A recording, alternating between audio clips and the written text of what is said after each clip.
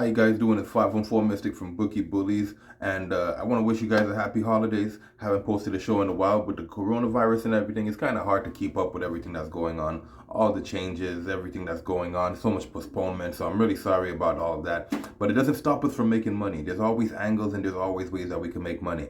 Now, in this video, I'm going to be breaking down the NHL for the day of December 30th, 2021, and we'll get right into it. So starting from the top, we got the Montreal Canadiens going versus the Carolina Hurricanes. Canadians are super underdogs today. They're paying 420 to 1. Carolina is a 125 favorite, so 25 cents on your buck if you like the Carolina Hurricanes. No goalies confirmed as of yet for this one. We're probably going to see Jake Allen go. 6.0 is the total. I like the game to go over in this one. Right off the bat, I like the over. Obviously, people would want to ride with the minus 1.5. I'm going to tell you something. I think all, if not most, of these NHL games are going to go over at least the 5.5, 6.0 number. I think for the most part, all of them are going to go over for a little bit. Just because all these guys pretty much had a bunch of time off and they're pretty much foaming out the mouth to get them, like they're salivating to get goals. So I think a lot of these games are going to go over. Pick your spots right, but I think a lot of these games are going to go over. This game is definitely one of them. And at this moment, 6.0, I'm looking at a sports book right now that's offering a 2 to 1 on a 6.0 for the Montreal Canadiens versus Carolina. And I'm going to start with that. Carolina is just not paying enough for me to bet on them at the money line. And it's not enough to put them in a parlay. Like, 25 cents is not going to give you a multiplier very much. And if I'm going to bet them to cover the goals, I would have to bet them to cover a 2.5 goal spread. I'm not going to put a 2.5 plus line. That's ridiculous. So just the 6.0 would be fine. Montreal have been playing really bad, but somehow, some way, like if you guys judge based on what you've seen against Tampa Bay, for sure they're going to look impressive. For some reason, every time they play Tampa Bay, they look pretty sharp.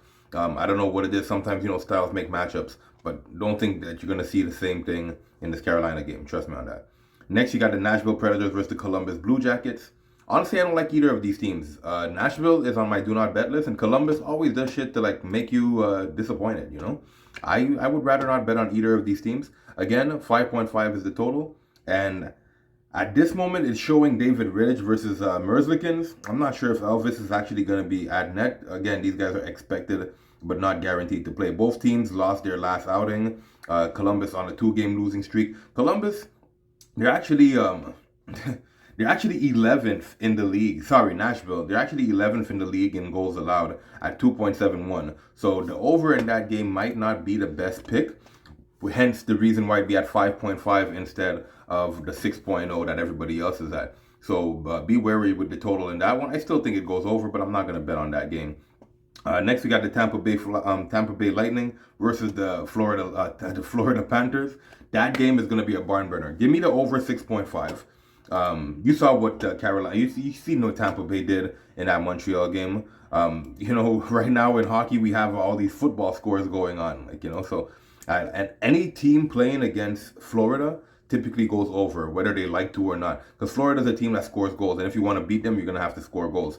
Now, last time these guys seen each other, Tampa Bay won a 3-2 victory, so that's not an over, and it's 6.5. It's not very high. At this moment, though, they got Maxim Lagasse at net for Tampa Bay, and Jonas Johansson is going to be at net. But again, this is not confirmed. These are just who's expected to be at net. But again, Florida is actually third in goals, averaging they're averaging just under 4 goals a game at 3.57, and Tampa Bay themselves, they're at 3.26. This wouldn't explain the number, which is at 6.5, and justifiably so. But they're favorite to go over. So if you like the under 6.5, feel free. It's paying a handsome penny at 205 at this moment, but I wouldn't chance it. Honestly, I think most of these games, if not all of them, go over. As far as defense goes, neither of these teams are top tier. Tampa Bay, the goals allowed, they're at like 2.65, but that's because they have the big cat at net. When you got Vasilevsky at net, he's going to protect you and he's going to save you. But what saves them in reality is that they not only do they allow so few goals, 2.65. Again, it's not that low, but they actually protect their goalie. So their shots on goal allowed is only at 30 points. And remember, these guys play fast and they don't spend a lot of time in your zone. Like, you know, so they play a fast-paced game. They do a very good job at dumping and retrieving the puck.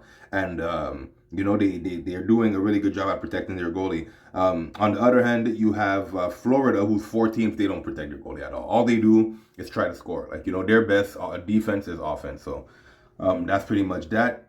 And you have these 2 teams which are pretty much tied as far as penalty minutes goes. Only different, like, you know, penalty minutes, as far as penalty minutes go, and as far as penalty minutes and penalty kills, these guys are pretty much even. So this game, I'm expecting it to be a barn burner. I don't think Tampa Bay should be such underdogs at 230 to 1. Florida, they don't really cover spreads. You know what? I like the over 6.5, and I also like the plus 1.5 in the favor of Tampa Bay. I don't think anybody covers this game. We might even see the game go over by a slight edge. 4-3 victory in overtime. Bold prediction. Next, you got the Buffalo Sabres versus the New York Islanders. I would typically say I don't bet on shit teams, but you know, the thing is, Islanders, they're a pretty good team.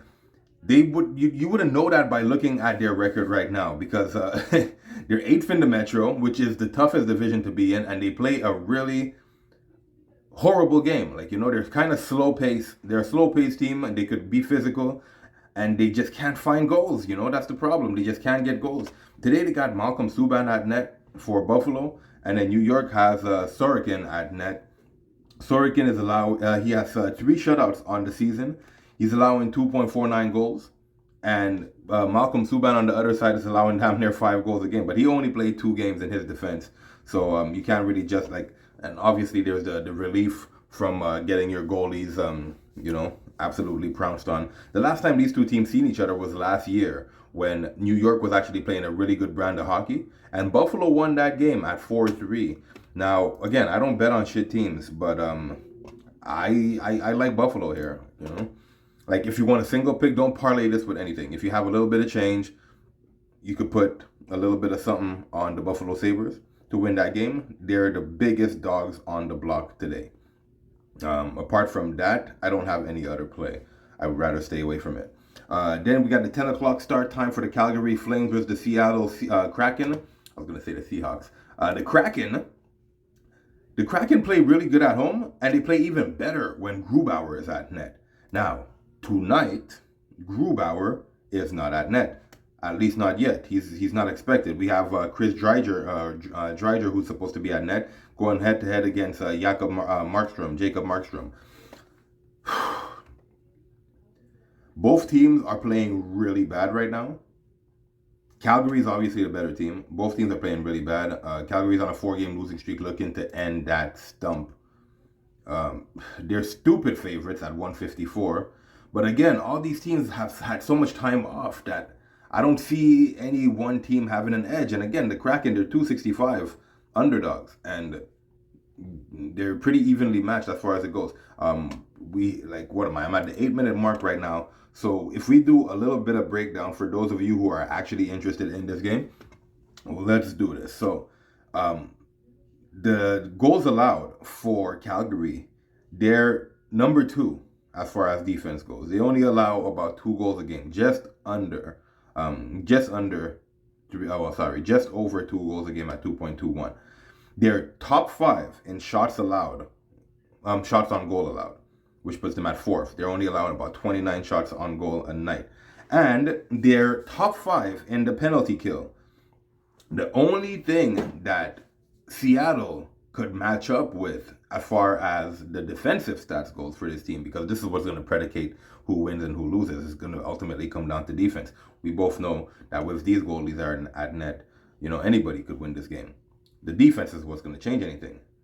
But Seattle is 3rd in the league at 28.5. Now, the shots on goal, they differ by very slight variations. I wouldn't put too much stock into the shots on goal and where they rank. But the penalty minutes now, there's a nasty discrepancy here, because Seattle is 21st in the league in penalty minutes, okay? Which means that they might play a little over-aggressive. And they're 20th in the league at penalty killing. So they're allowing goals on their penalties.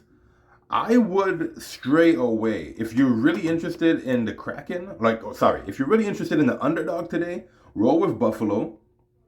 The biggest dog, I'm going back to that Buffalo game. The biggest dogs on the card today is Montreal. It's not Buffalo, but who's betting on Montreal?